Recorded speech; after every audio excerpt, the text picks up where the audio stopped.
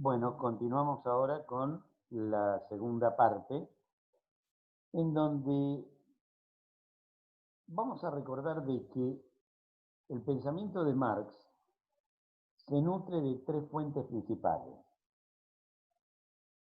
Una de ellas es la filosofía alemana, la economía política inglesa y el socialismo francés. Referente a la filosofía alemana, vamos a encontrar fundamentalmente un planteo en donde Marx va en particular rescatar algo y rechazar por el otro lado lo que se va a conocer como la teoría hegeliana, que fundamentalmente va a trabajar lo que es, o a consagrar lo que se conoce como el idealismo alemán, que es lo más crítico que va a encontrar Marx. A eso le va a oponer otra cara, que va a ser el materialismo extremo que va a representar Ludwig Feuerbach, o Feuerbach, si es más fácil para escribirlo así, en donde va a ser la expresión culminante del materialismo. Entonces, claro, se va a encontrar entre esas dos posiciones tan fuertes y qué es lo que va a rescatar de cada uno. De Hegel va a tomar fundamentalmente lo que significa el proceso dialéctico. El proceso dialéctico es algo que va a permitir captar la realidad en su proceso de dinámica permanente, de cambio permanente, que se nos hace tan dificultoso. Por eso es tan difícil tomar la realidad, hacer un diagnóstico de la misma, porque la realidad está en perpetuo cambio, en permanente cambio. Y en el momento en que creemos que ya tenemos resuelto todo, nos cambian el escenario. La propia realidad cambia el escenario. Entonces, para poder captarla, la dialéctica hegeliana es lo que Marx va a rescatar de Hegel. Lo que va a ponerse totalmente en contra son las conclusiones a las que llega Hegel, en donde lo culminante de todo el proceso de realización de la sociedad va a ser el Estado, donde Marx va a ser muy crítico de ahí. Por eso, figuradamente se va a decir, lo pone patas para arriba a Hegel, porque va a decir que toma ese elemento dialéctico, pero va a estar totalmente de desacuerdo con las conclusiones a las que llega Hegel. Eso es por un lado, toma la dialéctica. Por el otro lado, va a tomar el materialismo de Feuerbach. Pero claro, es un materialismo en extremo que no permite comprender el contenido de lo político.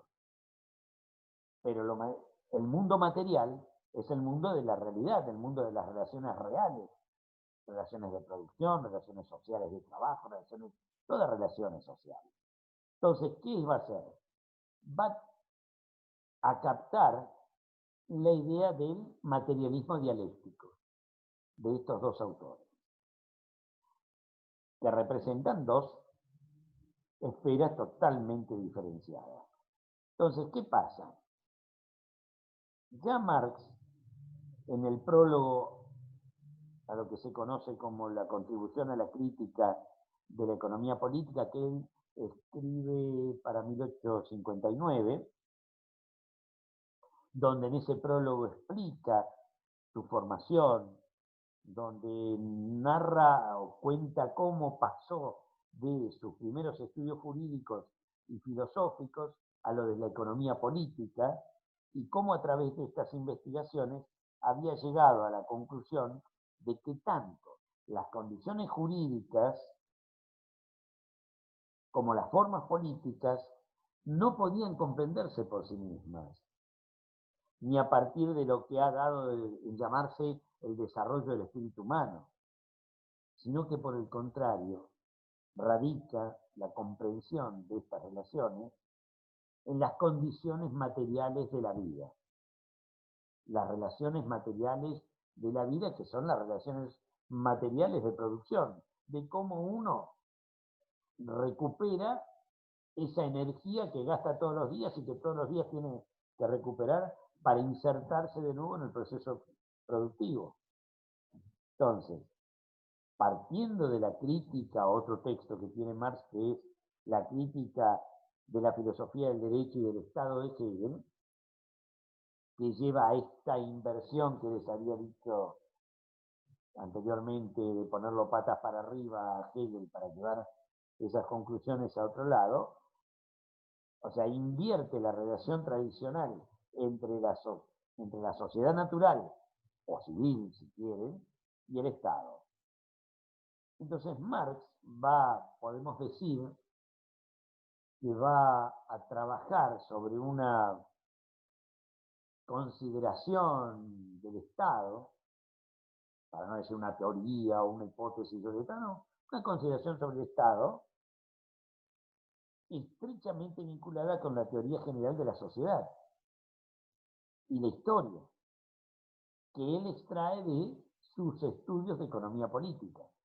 Entonces, a ver, para hacer una exposición más sistemática, en líneas generales de la teoría marxista del Estado, generalmente no me gusta utilizar la teoría marxista porque estamos hablando de Marx, estamos tratando de entender a Marx, y no de las interpretaciones sobre las corrientes que luego, como marxistas, van a tener diferentes influencias de Marx, pero que van a dar diferentes denominaciones, porque dentro del marxismo vamos a tener un abanico de pensadores que van a reproducir el pensamiento Marx.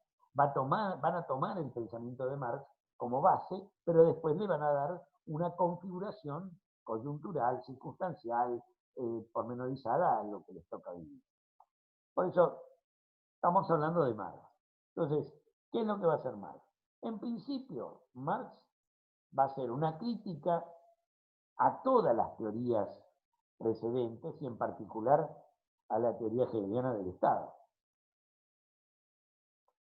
Después veremos una teoría general del Estado, luego una teoría del Estado burgués en particular, luego una teoría del Estado de transición y por último la teoría de la extinción del Estado, digamos. Lo presentamos de esta manera para hacerlo lo más didáctico posible. En primer lugar dijimos la crítica a la filosofía política de Hegel y de todos sus precedentes, que llevaban a la consolidación del Estado, a la búsqueda del Estado. Por eso, en la filosofía del derecho de Hegel, se había llevado hasta la exasperación la tendencia característica del pensamiento político que acompaña el nacimiento y la formación del Estado moderno, el Estado tal cual lo conocemos. Es más, desde Hobbes en adelante, y no es que quiera hacer un repaso de la materia, simplemente estoy hablando de que desde Hobbes en adelante, al considerar el Estado como una forma racional de la existencia del hombre, en cuanto garante del orden, de la paz social, que es el único interés que todos los individuos vivientes de la sociedad tienen en común, esto es Hobbes, o en cuanto a árbitro imparcial, ahí me está sonando otro autor que ustedes ya lo conocen, o sea, que más allá de las partes va a impedir la degeneración de la sociedad. Y ahí lo que tenemos es que va a evitar los conflictos permanentes dentro de la sociedad e insolubles, que ahí tenemos a Locke, pero que también es necesario ese estado, tanto en Hobbes como en Locke.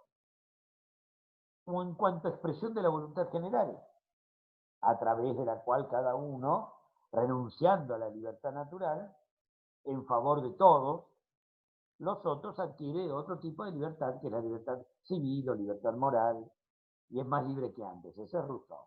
Bueno, iniciando la sección, por eso les señalé antes de que todos propendían a la construcción y a la necesidad de un Estado, como continente de todas las necesidades sociales. Entonces, iniciando la sección de la filosofía del derecho dedicada al Estado, Hegel había dicho que el Estado es la realidad sustancial, el Estado es racional en sí, por sí, para sí, de la manera que quieran, y es el deber supremo y el fin último de la realización, para hacerlo lo más abreviado posible. Marx hace una crítica a Hegel, y estoy hablando del Marx más juvenil, en todo caso, porque esta crítica la está haciendo con,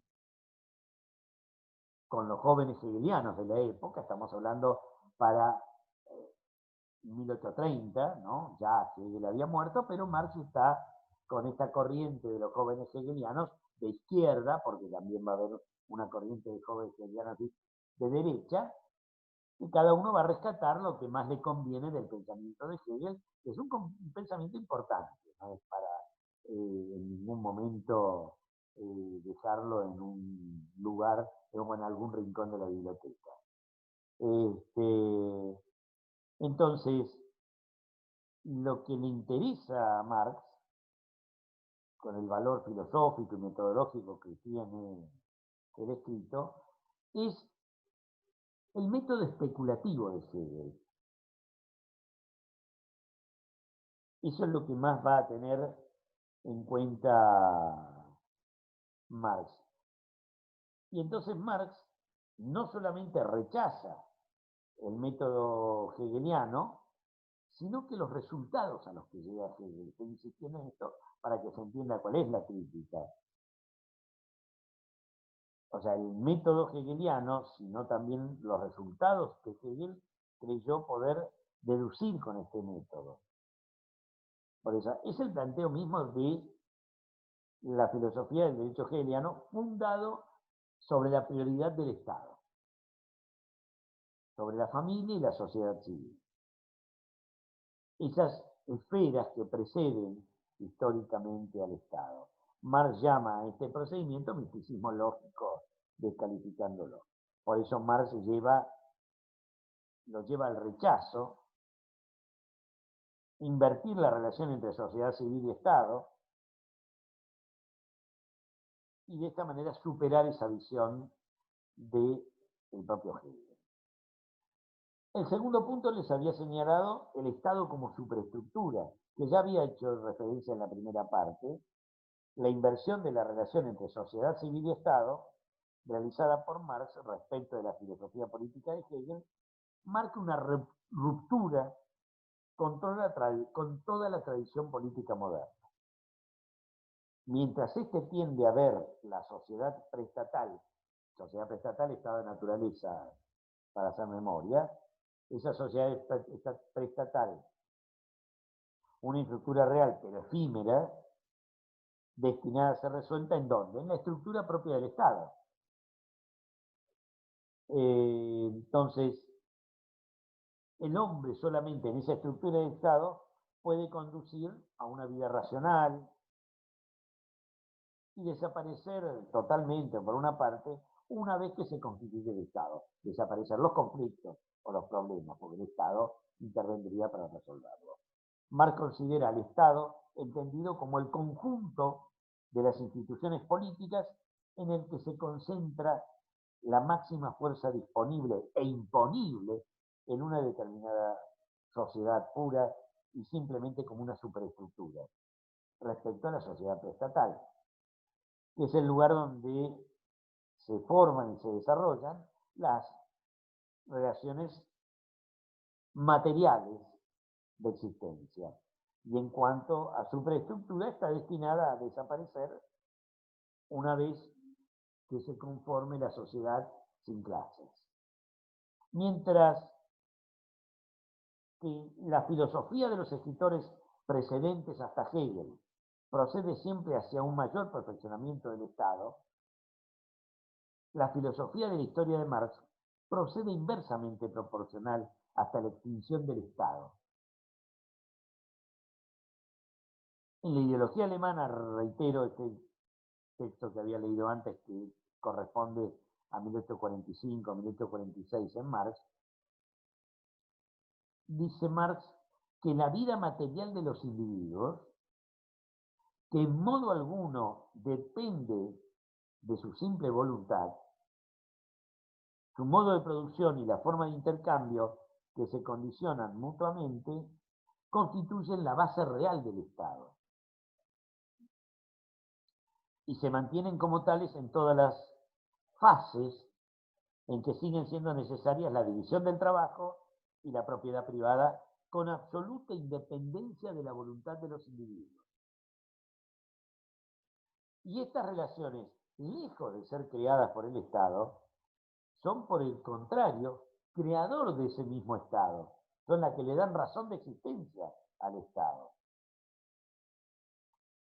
En el prólogo a la contribución a la crítica de la economía política señala que la totalidad de esas relaciones de producción constituye la estructura económica, tal como se señaló antes, la estructura económica de la sociedad, la base real sobre la cual se alza un edificio jurídico, político, social, religioso, con todos los aparatos ideológicos del Estado, y a la cual corresponden formas de determinada conciencia social. El modo de producción de la vida material determina el proceso social, político y intelectual de la vida en general. Llegamos al tercer punto, entonces. El tercer punto es el Estado burgués como dominio de clase. El condicionamiento de la superestructura política por parte de la estructura económica, o lo que es lo mismo, la dependencia del Estado de la sociedad civil, se manifiesta en el hecho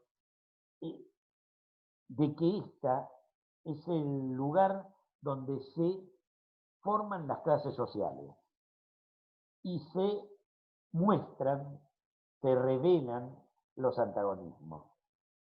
Y el Estado es el aparato, o es el conjunto de esos aparatos, de los cuales el determinante, como tal había señalado antes, es el aparato represivo, o sea, el uso de la fuerza monopolizadora, cuya principal función es impedir que el antagonismo degenere en lucha perpetua. Insisto, hace recordar inmediatamente al estado de naturaleza, al retorno al simple y puro estado de naturaleza hobbesiano, pero ya no mediando los intereses de clases contrapuestas, sino reforzándolas, sino que contribuyendo a mantener el dominio de una clase dominante sobre una clase dominada, opresor sobre el oprimido. Por eso, el poder político que está definido en el manifiesto como el poder de una clase organizada para oprimir a otra. Textualmente está en el manifiesto, cuestión de buscarlo.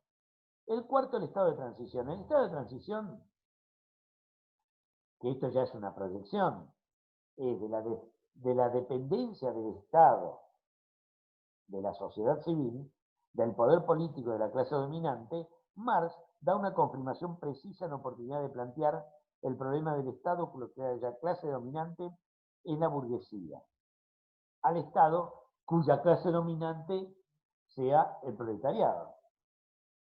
Entonces, la dependencia del poder de clase es tan estrecha que el pasaje de la dictadura de la burguesía a la dictadura del proletariado no puede ocurrir solamente a través del poder estatal. Es decir, de ese aparato que la burguesía ha utilizado para ejercer el propio dominio, sino que exige la destrucción de aquellas instituciones y su creación de instituciones completamente diferentes. Si el Estado fuese solamente un poder neutral, más allá de las partes, la conquista de ese aparato, o incluso solamente la penetración en el mismo sería suficiente para sí mismo modificar todas las situaciones existentes. Pero no. Entonces va a haber unos puntos que también lo tiene en el manifiesto, donde señala Marx los caracteres del nuevo Estado, y entonces señala 10 puntos que habría que modificar: supresión del ejército permanente y de la policía pagada, sustitución de ambos por el pueblo armado, funcionarios electos o colocados por control popular y por lo tanto responsables y irrevocables, jueces electivos irrevocables, sobre todo el sufragio universal para la elección de los delegados con mandato imperativo, por lo tanto con revocables si no cumplen con ese mandato, son delegados. Abolición de la alardeada pero ficticia división de poderes. Piensen que esto lo está escribiendo Marx en 1848, no lo está diciendo ahora. Estos puntos, muchos de ellos, tienen plena vigencia para poder reubicarlos. Porque también hay que tener en cuenta eso. Lo escribió hace mucho más de 150 años. No lo está escribiendo ahora. Descentralización. Reducir a pocos y esenciales las funciones del gobierno central. Por eso, en otro texto de Marx que se llama Crítica al programa de Gotha, que era crítica a un programa político de un partido socialista obrero alemán en Gotha. Gotha es una, lleva H intermedio entre T y la A, que es una ciudad alemana. Se reúnen ahí en Gotha para hacer ese congreso. Bueno, él escribe la crítica a ese programa, que parecía tan revolucionario y termina siendo de lo peor, porque era algo, era una imagen de oasis para no cambiar nada, era algo que no, era una fantasía. Las propuestas eran hermosas, pero no se podían utilizar. Pero va a decir Marx que entre la sociedad capitalista y la sociedad comunista media el periodo de transformación revolucionaria, de la primera a la segunda. A este periodo corresponde un periodo político de transición, cuyo estado no puede ser otro que la dictadura revolucionaria del proletariado. Ahora,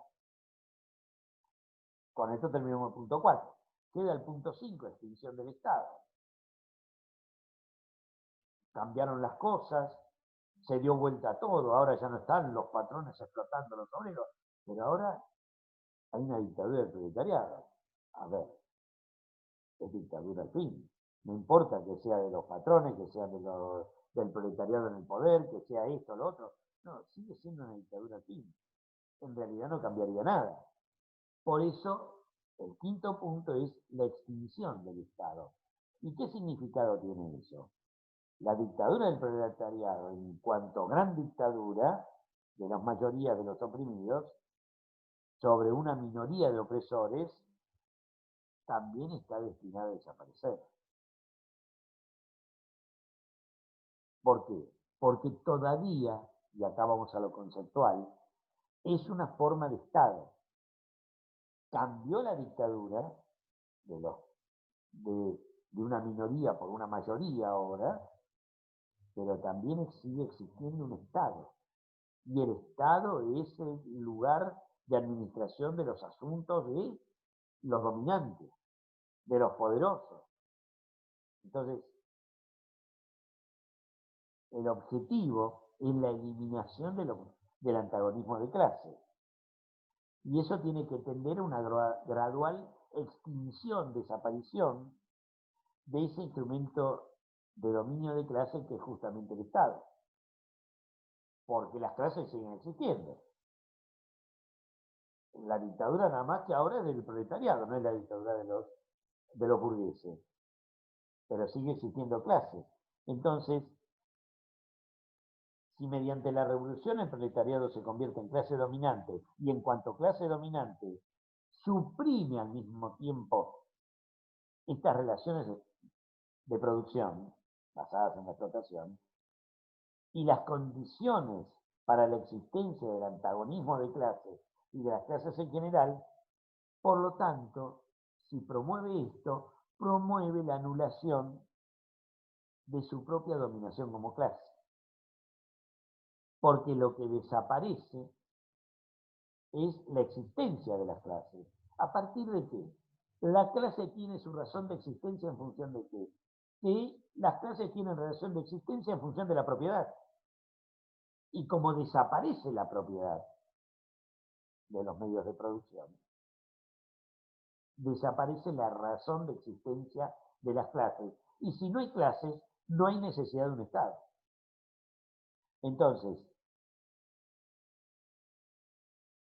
repito, a ver si puede ser más claro. El estado de transición está caracterizado por dos elementos diferentes que se deben mantener bien distinguidos. El mismo es, en primer lugar, destruyendo al Estado burgués precedente, no se destruye al Estado como tal.